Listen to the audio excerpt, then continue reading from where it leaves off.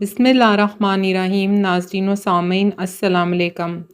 مولانا فضل الرحمان کو ماضی میں ان کے سیاسی مخالفین کی جانب سے ایک نام سے پکارا جاتا رہا ہے اور یہ نام مولانا کو ہمیشہ کرپٹ ثابت کرنے کے لیے استعمال کیا جاتا ہے۔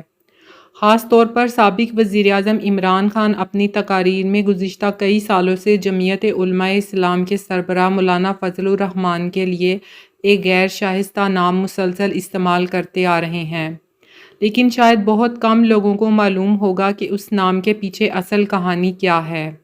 آج کی ویڈیو میں آپ کو اسی بارے میں بتایا جائے گا، اس لیے ویڈیو کو مکمل دیکھیے۔ شمیم شاہد پشاور کے سینئر صحافی ہیں اور افغانستان جدوجہد سمیت طالبان کی 90 کی دہائی کی حکومت کی کوریج بھی کر چکے ہیں۔ ان کے مطابق 90 کی دہائی میں قبائلی علاقہ جات افغانستان کے لیے ٹرانزٹ روٹ تھے، جو کہ اب بھی ہیں، اور تجارت انہی راستوں سے کی جاتی تھی۔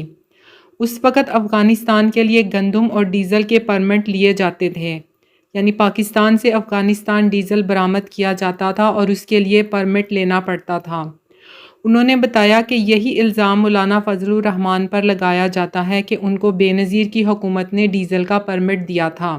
اب جانتے ہیں کہ آیا مولانا فضل الرحمان پر لگایا جانے والا یہ الزام سچ تھا یا محض ایک الزام؟ 90 کی دہائی میں جب محترمہ بے نظیر بھٹو کی حکومت تھی تو مولانا فضل الرحمان ان کے اتحادی تھے اور اس وقت وہ خارجہ امور کی کمیٹی کے سربراہ بھی تھے۔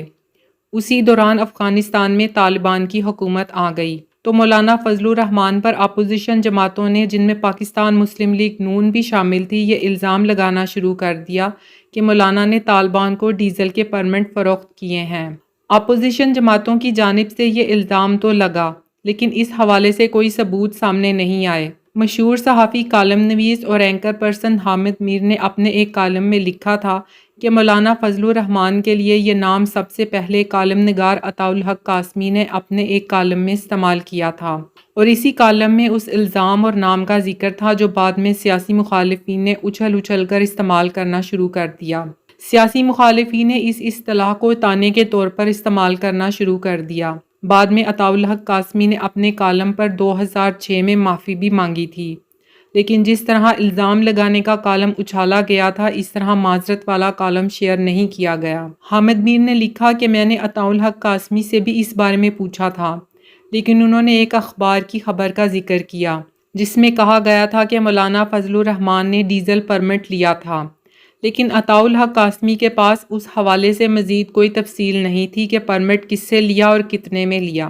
حامد میر نے بتایا کہ ان کی جہاں تک تحقیق ہے، یہ الزام سراسر جھوٹ ہے، اور اگر سچ ہے تو موجودہ اور سابق حکومتوں کو جمعیت کے رہنما کے خلاف ریفرنس دائر کرنا چاہیے، نہ کہ روزانہ سیاسی مقاصد کے لیے استعمال کیا جائے۔ اس سے اندازہ ہوتا ہے کہ پاکستان میں بغیر ثبوت کے جعلی خبر کیسے شائع کروائی جاتی ہے اور پھر اسے سیاسی بیانیے کا حصہ بنانے کی مخالفین کوشش کرتے ہیں، جس میں وہ اکثر کامیاب بھی ہو جاتے ہیں۔ اگر آپ کو زینب نامہ کی ویڈیوز پسند آ رہی ہیں تو چینل کو سبسکرائب ضرور کریں۔ شکریہ۔